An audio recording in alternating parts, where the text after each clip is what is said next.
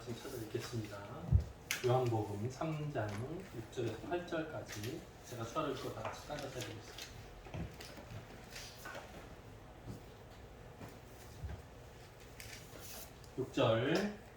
6절이라 여긴가요?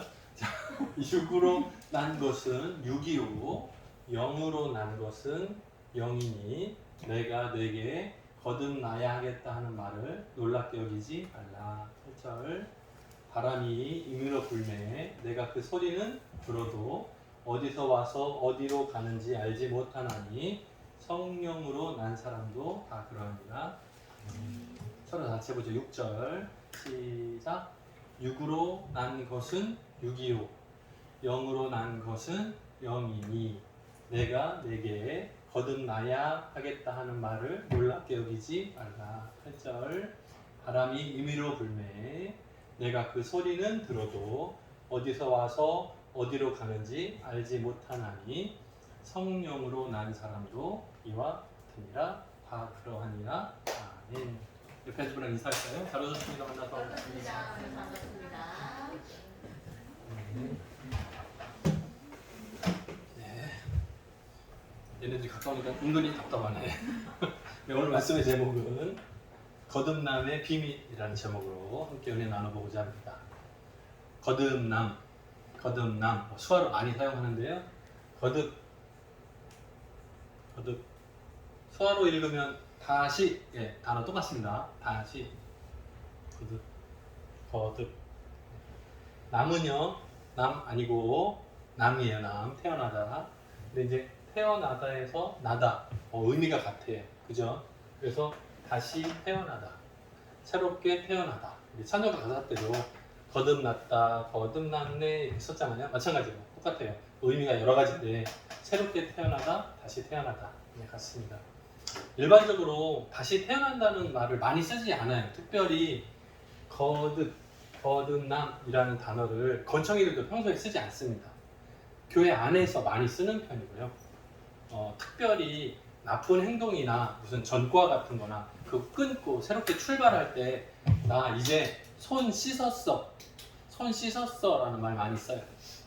이것도 뭐랄까요, 범죄자들 사이에서 사용되는 말이지 일반적인 학생들이나 시민들이 나 손 씻었어 라는 말 쓰지 않아요. 왜? 그런 식의 표현을 쓸 필요가 없거든요. 상황이 아마 새롭게 출발한다라는 걸 가장 많이 쓰는 것은 결혼식 때인 것 같습니다.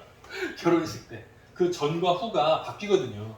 그래서 이제 새롭게 부부가 돼야 첫 발을 내딛는, 이렇게 주례가 말할 때 새로운 출발이라는 단어로 많이 쓰는 것 같아요. 새로운 출발 정도. 일반적으로 많이 쓰지 않고요. 아마 담배 피우시는 분들 담배 끊을 때 담배 끊고 나 이제 담배 피지 않아, 담배 끊었어 하고 많이 쓸 정도? 그 정도 수준이고요. 전과자들이 나 이제 손 씻었어, 그 나쁜 행동 손 쓰지 않아, 손 씻었어 라고 할 때 많이 쓰는 것 같아요. 그 정도. 일반적으로는 제가 어렸을 때도 그렇고 초등학교 때 처음 거듭남에 대해서 말씀을 들으면서 사실 잘 몰랐어요. 어렸을 때는 거듭난다는 게 의미가 뭔지 잘 몰랐어요.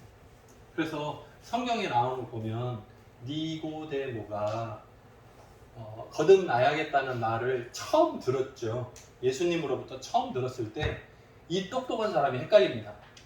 그러니까 일반적인 사람들, 특별히 우리 한국에 사는 여러분들은 거듭난다라는 말을 듣고 거듭남? 굉장히 궁금할 수 있어요. 예수 믿고 쭉 자란 사람들은 익숙한 단어지만 교회 바깥에 있다가 처음 중간에 대학생 때 처음 하는데 거듭남, 다시 태어나야 돼, 이전 죽었고 이제 새롭게 살아야 돼 이렇게 말하면 의미가 좀 두름줄해서 느낌이 확 오지 않아요. 근데 오늘 말씀에 6절에 보면 명확하게 나오죠. 육으로 난 것은 육이요 영으로 난 것은 영이니. 근데 그 영이니 할 때 그 마지막에 뭐가 단어가 더 추가되면 좋으냐면 육으로 난 것은 육이요 영으로 난 것은 영이니 하면 좋겠어요. 따로 달라요.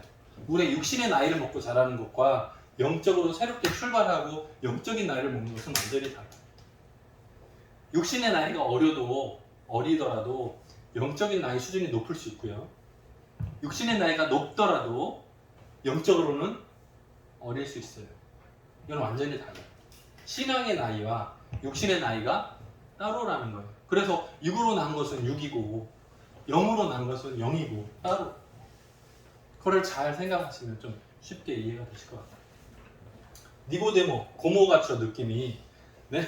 니고모 막 이런 느낌인데 이름이에요. 니고데모. 이 사람은 이스라엘의 예루살렘의 공회원이었어요. 그러니까 지금으로 말하면 국회의원 정도 되는 수준인 거예요. 굉장히 똑똑하고 권세를 가진 사람이에요. 근데 예수님이 다니시면서 이제 공생애가 시작됐어요. 그죠? 그냥 일반 가정에서 자라던 30년 세월이 끝나고 이제는 예수님이 제자들을 불러 모으시고 예수님이 구세주로서의 우리 세상 모든 죄를 지고 가는 그 공식적인 삶을 시작하시게 되는 거예요. 근데 이제 기적들을 나타내고 막 활동하시고 복음도 전하시고 이렇게 다니시다 보니까 소문이 퍼질 거 아니에요? 근데 그 소문을 들었을 때 그 내용을 보니까 이 세상에서 자란 사람의 말이 아니에요. 달라요. 지금까지 들어본 적이 없는 아주 새로운 말씀이 듣기 시작했어요. 근데 너무 궁금해. 근데 낮에 예수님을 만나러 가면 다른 사람들이 뭐야? 종교 지도자가 시골에서 학교도 다니지 않고 공부한 적도 없는 목수의 아들을 찾아가서 만나고 그 사람을 선생님이라고 부른데 이상해. 공회원 맞아? 이거 엉터리야. 이렇게 욕먹을까봐 언제 찾아가요? 밤에 가요. 밤에 찾아가요. 다른 사람 보는 눈치 보는 거예요. 자신을 드러내지 않고 몰래 예수님을 만나고 싶은 마음인 거예요. 상의하고 싶죠. 궁금한 거 물어보고 대답을 들어보고 싶은 거예요. 그래서 밤에 찾아갔어요. 그래서 처음에 대화 시작을 니고데모가 이렇게 시작합니다. 하나님께로부터 오신 선생님이라고 불러요. 예수님을 메시아, 그리스도라고 부르지 못해. 왜? 아직 모르니까. 그런데 예수님이 가르치시고 행하시는 내용을 보면 세상에서 태어나고 자란 사람의 행동은 아닌 거예요. 다른 거예요. 완전히 새로운 거예요. 이거는 하나님으로부터 온 사람만 할 수 있는 기적을 나타내고 있고 하나님 나라의 말을 전하고 있고 하니까 이 사람은 분명히 세상에서 자란 사람, 지식을 가진 사람이 아니라 하나님 나라의 비밀을 가지고 있는 사람이구나 라는 건 알겠어요. 근데 자신이 생각하던 니고데모가 생각하던 그 고민거리가 해결이 아직 안 돼요. 그러니까 찾아가서 처음 인사하고 하는 말이 이거예요. 당신이 하나님께로부터 오신 선생인 줄 알겠습니다. 이 선생님이라는 단어가 우리 한국에서는 선생님 그러면 먼저 배우고 아는 사람 정도지만 이스라엘 나라 속에서는 랍비라는 단어가 굉장히 귀한 단어예요. 예. 그런데 그럼에도 불구하고 예수님께는 어울리지 않죠. 잘 모르니까 랍비라고 불렀어요. 자, 이렇게 부르고 사람으로서는 할 수 없는 기적 표적이라고 그러죠. 증거를 드러내셨으니까 당신은 하나님으로부터 오신 사람인 줄 알겠습니다. 이렇게 말했어요. 그러면 예수님은 뭐라고 답을 해야 되죠? 오, 맞아. 오, 맞아. 네 말이 맞다. 이렇게 해야 대화의 분위기가 맞잖아요. 그죠? 그런데 갑자기 예수님은 뭐라고 말씀하셨냐면 사람이 거듭나지 아니하면 하나님 나라 볼 수 없느니라. 항상 이상한 거지만 예수님은 대화를 자꾸 건너뛰어요. 예수님은 묻는 것에 대해서 하고 대꾸해 주시는 법이 없고 물으면 동문서답이라는 말이 있어요. 무슨 말인지 알아요? 저 나이가 어떻게 되세요? 저희 집 주소는요. 이렇게 얘기하는 것 같은 거. 그런 느낌. 여기서도 보면 당신은 하나님께로부터 선생님입니다. 그랬는데 사람이 하나님 나라 보려면 거듭나야 돼. 이게 좀 헷갈리는 것 같은 느낌이 있어요. 여러분 생각 어떤지 모르겠어요. 다른 장면에서도 보면 상황에 따라서 예수님은 질문의 답보다는 건너뛰는 듯한 느낌을 많이 봐요. 그래서 예수님의 대답이 이거거든요. 사람이 거듭나지 아니하면 하나님 나라를 볼 수 없다. 그러면 하나님 나라를 보려면 하나님 나라를 보고 싶으면 뭐 해야 돼? 거듭나야 된대요. 하나님 나라는 육신의 세계가 아니니까. 하나님의 나라는 영적인 세계니까. 아하. 육신으로 태어나면 이 땅에서 사는 동안은 괜찮아요.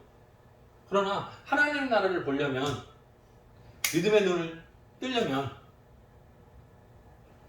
예수님을 나의 구주로 영접하고 새로운 삶을 시작해야 하나님의 나라구나. 하나님의 나라로부터 예수 그리스도께서 오셔서 우리들에게 가르쳐 주시는 거구나. 이 모든 상황을 이해할 수 있어요. 그런데 태어나지 않았으면 그 사람은 아무것도 모르는 거죠. 설명이 어렵다. 여러분이 결혼 아직 안 하신 분들이 많으니까 한번 생각을 해보세요. 나중에 결혼하고 나면 자녀를 둘 낳아서 잘 키워야지, 이렇게 상상을 했어요. 상상을. 아이는 아직 태어나지 않았어요.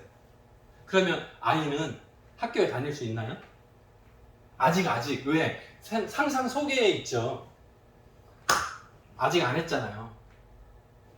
아이가 학교에 다니려면 태어나야 되고 키워야 되고 유치원에 다녀야 되고 7살, 8살이 돼야 초등학교에 입학하고 학교를 다니기 시작되잖아요. 그것은 실제로 아이를 낳아야 시간이 가면서 이루어질 것이죠. 낳지 않았으면 해결이 안 되죠. 마찬가지로 우리가 육으로 난 것은 육이요, 영으로 난 것은 영이니 따로라니까요. 그래서 새롭게 태어나지 않으면 너는 지금 예루살렘 공회원이지만 종교적으로는 높은 자리에 있고 권세를 가지고 있고 다스리고 있지만 하나님 나라에서는 태어나지도 않았다. 하나님 나라를 볼 수 없다. 네가 지금 하나님의 나라를 말했냐? 하나님께로부터 오신 줄 아는 선생님 뭐 말했, 그거 의미 없다. 너는 이 내용 하나도 모르는 거다. 이 얘기예요. 그러니까 조금 엉뚱한 대답 같지만 사실은 하나님의 나라에 대해서 말하지 마. 너는 아무것도 몰라. 너는 하나도 모르는 거야. 말하고 똑같아. 그러니까 여기서 정말 태어나지 않았으니까 니고데모가 더 궁금해졌어요. 거듭난다고요? 다시 태어난다고요? 이 단어를 처음 들은 거예요. 충격인 거죠, 나름. 그래서 방법을 물어보는 거예요. 어떻게? 어머니가 나를 낳았는데 다시 태어나려면 어머니 뱃속에 다시 들어갔다가 다시 이해를 못 하겠습니다. 몸이 커졌는데 어떻게 어머니 뱃속에 다시 들어가나요? 말도 안 됩니다. 그때요, 새롭게 태어난다, 다시 태어난다는 말을 이해하지 못한 니고데모의 당연한 대답이에요. 그래서 그런 식으로가 아니라, 왜? 육으로 난 것은 육이요, 영으로 난 것은 영이 따로니까 태어나는 방식이 다른 거죠. 그래서 뭐라고 설명하시냐면 예수님이 영적으로 태어나는 방법을 설명해 주기 시작했어요. 육신이 태어나는 건 어떻게 하죠? 남자와 여자가 결혼하고 임신하고 10개월이 지나야 되잖아요. 그래야 아이가 나오잖아요. 그건 육신의 출생의 방법. 그러면 영적으로 출생하는 방법은 무엇인가? 괄호넣기 해볼까요? 괄호넣기 해보세요. 다 알죠? 뭐예요? 보여주세요. 제가 듣고 적어보게. 네? 뭐라는 거예요? 물과 성령.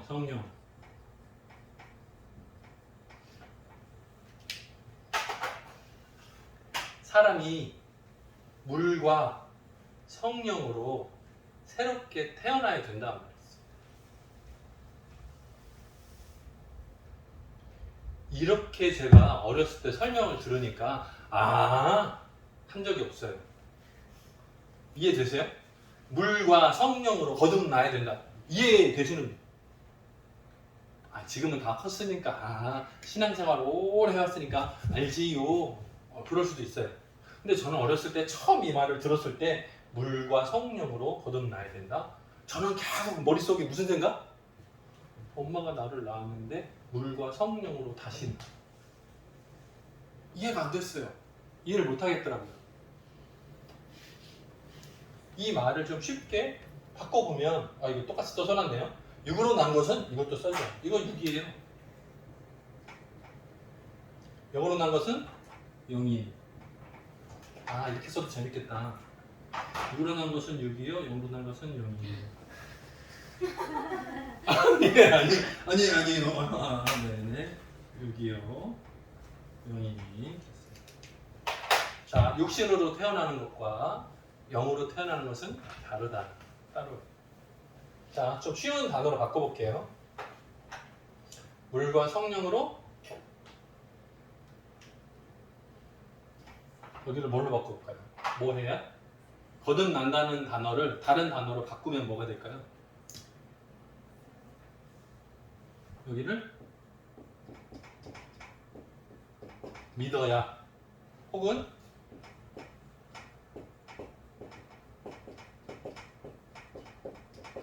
영접해야 정도가 될 것 같아요. 물과 성령으로 믿어야 영적으로 태어나는 것과 같다. 물과 성령으로 예수님을 영접해야 새롭게 태어나는 것과 똑같다. 육신에 태어나는 방법은 엄마 뱃속에서 태어나는 거지만 영적으로 태어나는 것은 물과 성령으로 예수님을 영접하고 믿는 것이다 라는 거예요. 이게 방식이 완전히 다른 거예요. 우리들의 영혼이 태어나는 방법이 완전히 달라요. 근데 일반적으로는 태어난다는 단어를 육신의 아기가 태어나는 거 그것만 생각하기 때문에 헷갈리는 거예요. 근데 그거 아니에요. 믿음이 시작된다는 것. 그것이 어떻게 해요? 물과 성령으로. 이 물도 어려워요. 물로 거듭난다? 일반적으로는 세례를 생각하기가 쉬워요. 맞아요. 예, 세례도 틀린 건 아니에요. 왜? 하나님의 말씀에 선포를 보고 듣고 믿음이 생기면 저 세례 받고 싶습니다. 줄 서가지고 해야 되니까 이것도 틀린 말은 아니에요. 그런데 베드로 전서 1장 23절에 보니까 이런 설명이 나와요. 너희가 거듭난 것은 썩어질 씨로 된 것이 아니요 썩지 아니할 씨로 된 것이니 살아있고 항상 있는 하나님의 여기 물 또 나오면 헷갈릴 거야. 또 물 나오면 지금까지 물 설명이 이게 뭐예요 뭐. 하나님의 뭘로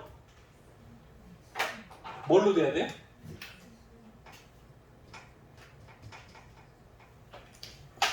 말씀이 하나님의 말씀으로 된 거예요. 자, 그러면 이걸 여기에 대입해봐요. 그러면 뭐가 돼요? 여기에 물 대신에 뭘 쓸 수 있어요? 말씀을 쓸 수 있어요.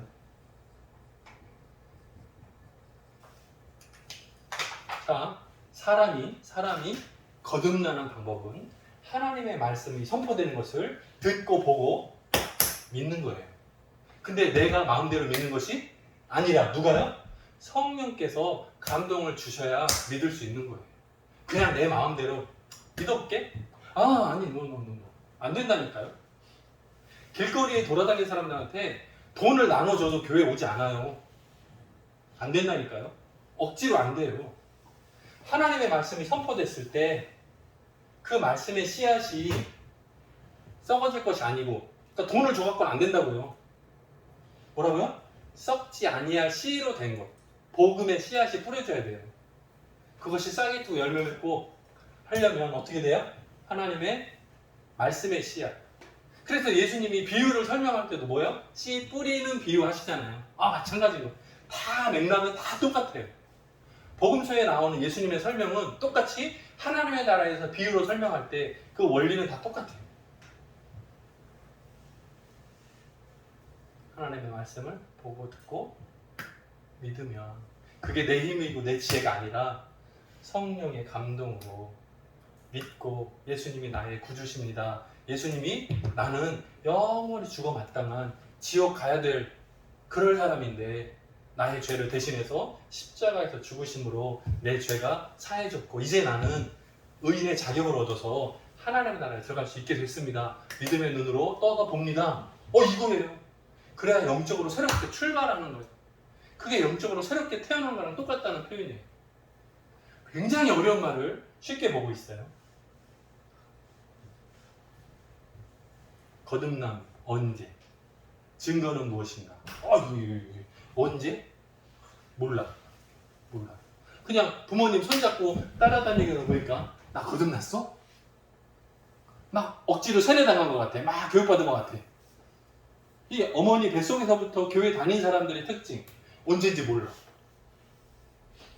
그러면 중간에 세상에서 살다가 친구가 가족이 전도해가지고 교회 끌려 나온 사람들은 언제 그러면 보통 다 기억나는 게 뭐 특별히는 잘 모르겠고 세례 받은 날 아마 이런 게 많아요. 왜? 내가 인정하고 영접기도 했으니까 억지로 영접기도 한 날 맞아요? 이게 똑같아요? 그 전에 어떤 사람은 가짜로 영접기도만 했어요. 근데 신앙생활 하다 보니까 나중에 근데 자꾸 물어보면 창피하니까 언제라 그래? 영접기도 한 날 이렇게 말할 때가 많아요. 그때가 많아요. 근데 이 시간이 영접기도하고 똑같아요? 맞아요? 아니요, 달라요. 세례받은 날은 똑같아요? 아니요, 달라요. 처음에 새신자들, 새가족들 보면 새가족반 안에서 영접기도 따라하라 그러면 잘 따라해요. 왜? 그때는 눈치 보고 옆 사람 다 똑같이 막 따라가니까. 세례 받으라는 프로그램에 따라서 학습, 교육받고, 세례 받는다면, 일어나가지고, 예, 아멘 하고, 우리 사람, 차가워, 이렇게 하고 넘어가요. 근데 시간이 나중에 지나면, 집사 되고 나서도 모르는 사람 많아. 이때는 달라요. 딱 정해진 게 아니에요. 사람마다 다 달라요. 이게 언제인지 정확히는 몰라. 증거는 뭐예요? 증거는 예수 그리스도를 나의 구주로 영접한 것을 스스로 인정. 하나. 그 차이. 거듭났다고 하는 것을 스스로 알아요. 왜요? 나의 주인은 내가 아닙니다. 예수 그리스도입니다. 인정할 수 있는 거. 있냐 없냐. 그게 언제부터? 몰라요. 내가 결정한 게 아니기 때문에. 내가 구원받는 것을 내가 결정하지 못해요. 그러니까 모르는 거예요. 하나님께서 세상을 창조하시기 전부터 정해두신 거를 나는 뒤늦게 깨달은 거예요. 만약에 알았다고 해도 언제 안 거예요? 깨달은 날 알게 됐어. 언제 결정된 것이? 세상을 창조하기 전부터 이미 오래전에 만들어 두신 것을 나는 뒤늦게 깨달은 것뿐. 그러니까 거듭난 게 언제냐? 난 잘 몰라요. 깨닫게 해주시는 그 은혜를 받은 것뿐이야. 시간이 다르죠? 거듭남. 이번 한 주간 동안에도 여러분들은 거듭난 사람의 입장이었어요. 주변에 누구처럼요? 고모처럼, 니고데모처럼 자신이 신앙생활을 하고 있어요. 유대인이에요.